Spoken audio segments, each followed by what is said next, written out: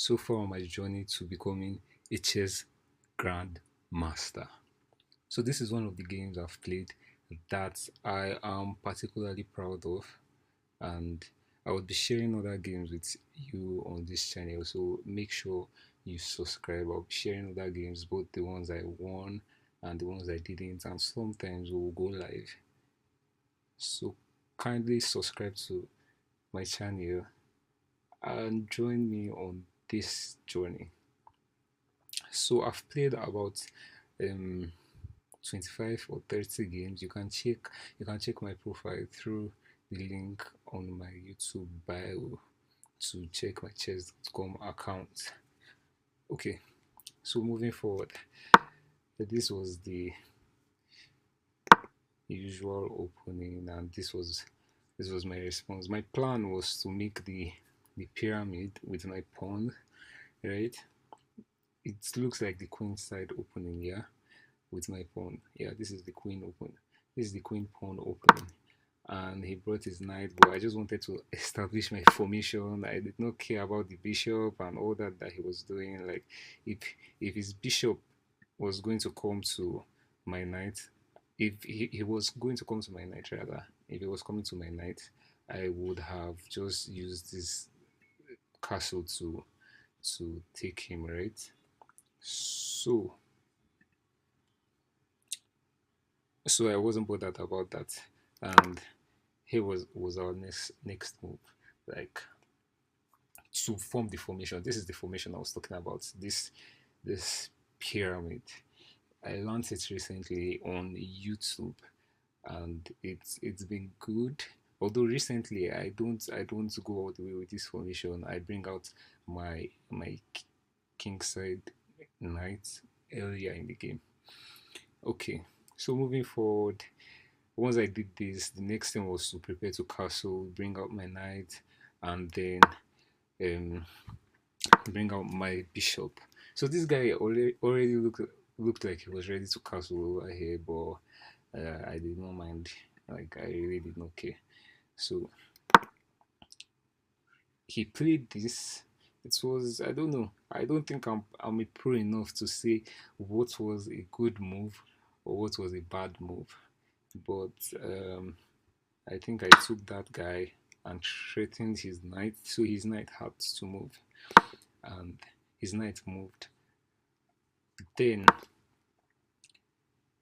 I brought out my queen because I learned recently from some of the games I played the way the queen was brought out early and was a threat to destabilize the whole game. I think for the grandmasters and the pros, they don't really bring out their queens so early. But for this stage I am, it's working for me. So far so good. I do that sometimes, right? By the way, this game was won by Checkmate with 14 moves or 16 moves, right? So he brought out his pawn, and I just struck with my queen immediately. Like, that was the plan. Since the bishop was out and the knight was out, like, striking with my queen on that angle to threaten his castle was the best move for me, and that was what I was looking at when I moved my queen from here. The plan was from here to here, and from here to here, which is what happened. So I would threaten his castle. So he made a lot of, I would say he made mistakes over here, but I punished him properly for it. He did not pay attention to that queen being there. And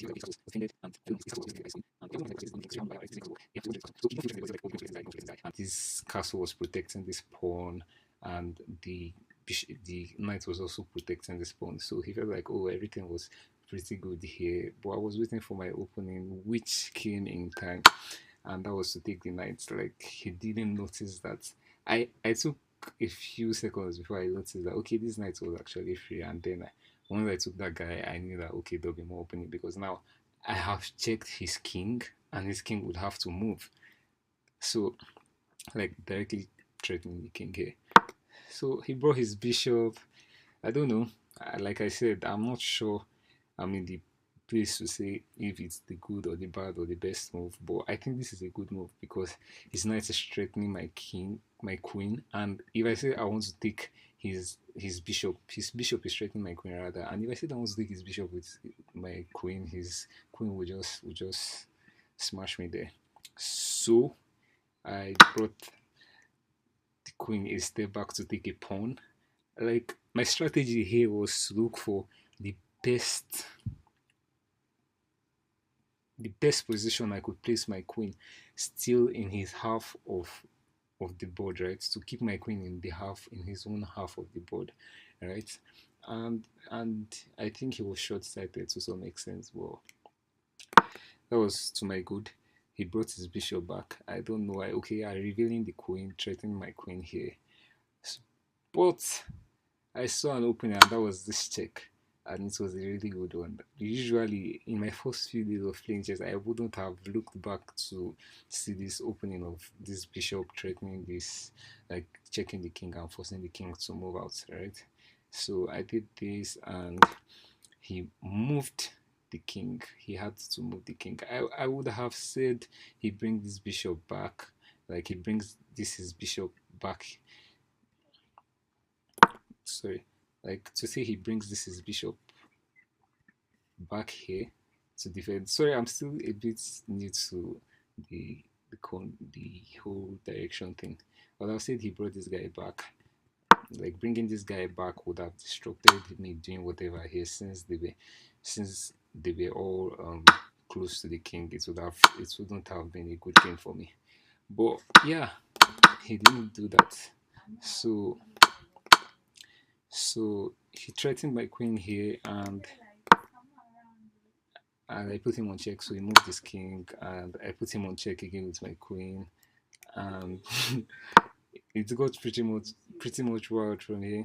He moved his king again, and another check, and he brought his queen out now to defend, expecting me to to trade queens. Well, I wasn't in for trading queens, so I brought my knight out, kept him on check, and knowing that okay, the good why this move is good is if his queen takes my knight, my queen picks his queen, and then the king isn't close enough to recapture my queen. So it would have still been a great one for me. So he moved his king out of check again, and this is where it got really messy for him. And that was the checkmate. Since my knight was protecting here and here, I just saw the checkmate, and that was a beautiful one for me. So this is one of these games that I'm most proud of. And thank you for watching. Please subscribe to my YouTube channel. I checkmate this guy in 14 moves, and I think it's the shortest I've done so far, and I'm proud of it. I really enjoyed the way it went. So thank you guys for watching. Bye.